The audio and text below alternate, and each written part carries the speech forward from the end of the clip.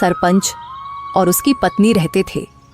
उनकी अपनी कोई संतान नहीं थी, इसलिए राजू के माता पिता के गुजर जाने के बाद उन्होंने ही राजू को पाला। ये लो राजू बेटा, ये खाना खा लो और अगर कम पड़े तो मुझसे आकर ले लेना। अरे मौसी, मैं कब तक आपके ऊपर बोझ बनकर बैठा रहूंगा?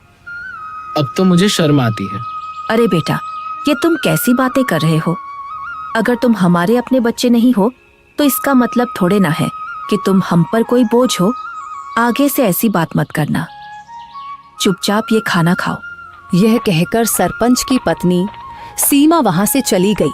राजू ने आराम से खाना खाया। खाने के बाद जब वह झोपड़ी से बाहर निकला तो सामने ही सरपंच दिखाई दिए। राजू ने उन्हें देखा और सीधे उनके पास जा पहुंचा। राजू बेटा, खाना खा लिया है ना? जी सरपंच साहब, अभी अभी मौसी खाना देकर गई थी और मैं वही खाकर घर से निकला हूँ। हाँ, अच्छा किया। अब तुम बड़े हो गए हो बेटे, अपना ख्याल रखना सीखो। जी सरपंच जी, 8 वर्ष की उम्र से लेकर अब तक आप ही मेरा ख्याल रखते आए हैं, पर अब मुझे शर्म आने लगी है। अब मैं कुछ काम करना चाहता हूँ। इसमें शर्म की क्या बात है बेटा? हमने तो हमेशा तुम्हें अपना ही माना है। लेकिन अगर तुम्हारा मन फिर भी कुछ करने का है तो सुनो, गांव के पास वाला जंगल अब पहले जैसा खतरनाक नहीं रहा। चाहो तो वहां जाकर लकड़ियां काट सकते हो या शहद इकट्ठा कर सकते हो। जी सरपंच जी, मैं कल ही जंगल जाऊंगा। अब समय आ गया है कि मैं अपने लिए और आपके लिए कुछ कर दिखाऊं। अगले दिन राजू एक कुल्हाड़ी लेकर जंगल की ओर चल पड़ा। कुछ ही देर में वह जंगल पहुंच गया। जंगल में कदम रखते ही उसने सोचा, कुछ भी कहो, सरपंच जी ने बचपन से लेकर अब तक मेरी बहुत मदद की है। अब समय आ गया है कि मैं अपने पैरों पर खड़ा होकर दिखाऊं और अब मैं उनकी सेवा करूं ताकि उन्हें अपनी संतान की कमी महसूस ना हो और वे हमेशा खुश रहे। अभी राजू ये सोच ही रहा था कि अचानक उसकी नजर एक कोयल पर पड़ी जो उसे बड़े ध्यान से देख रही थी। अरे, यह कोयल मुझे इतनी गौर से क्यों देख रही है? इसका आकार तो बाकी कोयलों से बड़ा है और देखने में भी यह कुछ डरावनी लग रही है।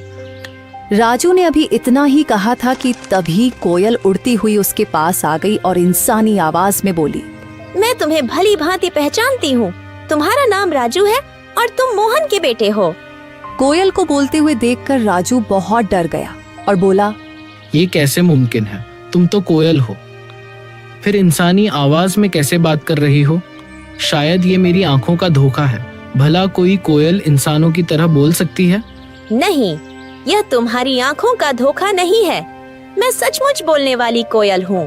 असल में मैं भी कभी इंसान थी, लेकिन एक तांत्रिक ने मुझ पर श्राप दे दिया और मैं कोयल की शक्ल में बदल गई। मैं तुम्हारे पिता के रहस्यों के बारे में सब कुछ जानती हूँ। वे कुछ समय पहले जंगल गए थे और फिर कभी वापस नहीं आए।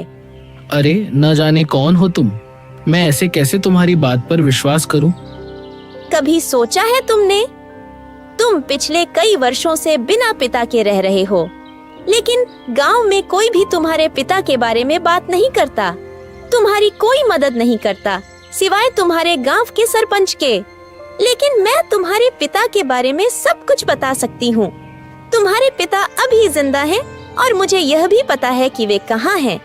अच्छा तो बताओ, मेरे पिता कहाँ हैं? मैं उनसे मिलना चाहता हूँ। मैं तुम्हें जरूर बताऊंगी, मगर उससे पहले तुम्हें मुझे इस श्राप से मुक्त कराना होगा। राजू को न जाने क्यों उस कोयल से डर महसूस होने लगा। अरे, मुझे तो लगता है कि यह कोई राक्षस है जो मुझे अपने जाल में फंसा रहा है। इससे पहले कि यह मुझे नुकसान पहुंचाए, मुझे यहाँ से भागना होगा। यह सोचते ही राजू तेजी से गांव की ओर दौड़ पड़ा और कुछ ही पलों में अपने घर पहुंच गया। घर पहुंचकर राजू हांफते हुए बोला, अरे बाप रे, ये जंगल तो बहुत खतरनाक है। यहाँ तो जानवर भी इंसानों की तरह बातें करते हैं। मुझे तो लगता है कि वह जरूर कोई राक्षस था। मैं अब कभी उस जंगल में नहीं जाऊंगा। अभी राजू ये सोच ही रहा था कि उसी समय सरपंच की पत्नी उसके लिए खाना लेकर आ गई और राजू को घबराया हुआ देखकर वह बोली, अरे राजू बेटा, ये घबराए हुए क्यों हो और तुम्हें पसीना भी आ रहा है? सब खैरियत तो है ना? कुछ नहीं मौसी, बस थोड़ा सा सिर दर्द हो रहा था। अरे बेटा, अगर तबीयत ठीक नहीं है तो काम मत करो। लो, पहले ये खाना खा लो और थोड़ा आराम कर लो। राजू ने मौसी से सर दर्द का बहाना बनाकर सच्चाई छिपा ली। मौसी ने ज्यादा सवाल नहीं किए, बस खाना उसके हाथ में दिया और धीरे से कमरे से बाहर चली गई। राजू ने खाना खाया और सो गया। अगली सुबह जब राजू नींद से जागा तो उसके मन का डर समाप्त हो चुका था। वह अपने आप से बोला, अरे शायद मैं कल उस कोयल को बातें करते देखकर कुछ ज्यादा ही डर गया था, लेकिन अगर सोचूं तो उसकी बातों में सच्चाई नजर आती है। वह कोयल मेरे पिताजी के बारे में जरूर कुछ जानती है, और यह भी सच है कि गांव में कोई मेरे पिताजी के बारे में बात नहीं करता। जब भी मैंने सरपंच जी से अपने पिताजी के बारे में पूछा, उन्होंने हमेशा बात टाल दी। बस इतना ही कहा कि मेरी माँ जन्म देते ही चल बसी और मेरे पिताजी कई साल पहले जंगल गए थे, जो फिर कभी वापस नहीं आए।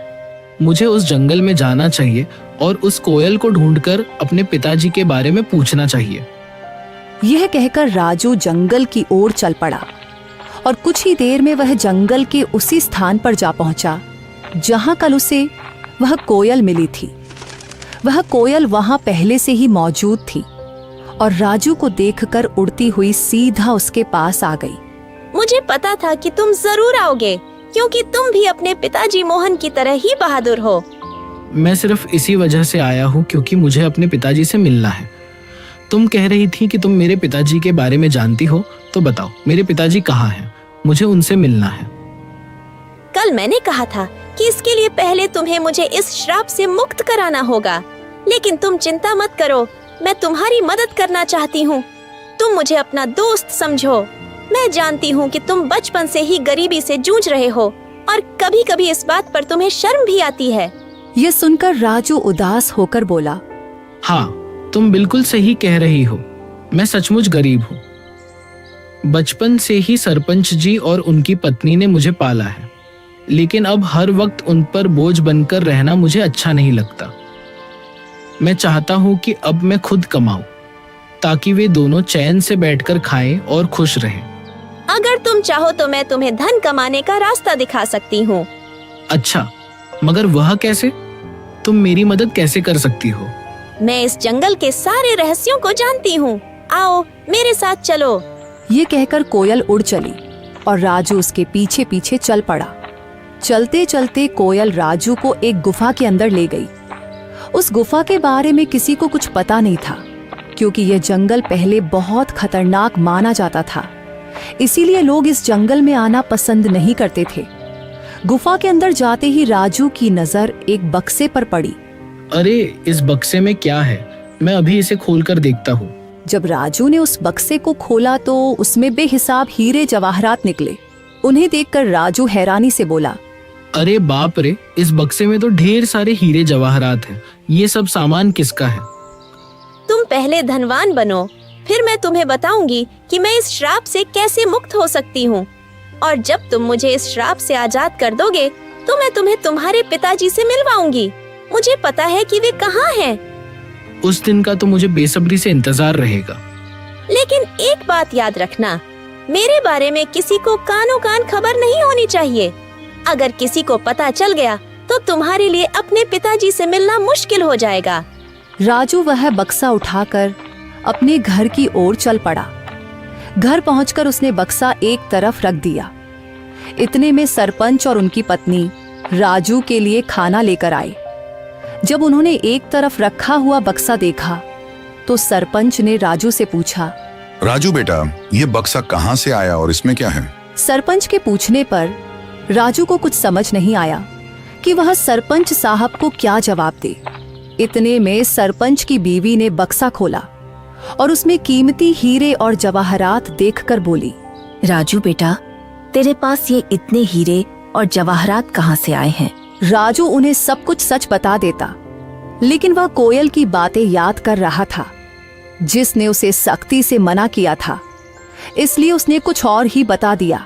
मौसी, मैं जंगल में लकड़ियां काटने गया था। लकड़ियां काटते काटते मैं काफी आगे निकल गया और वहां मुझे एक गुफा दिखाई दी। जब मैं उस गुफा के अंदर गया तो वहां मुझे यह बक्सा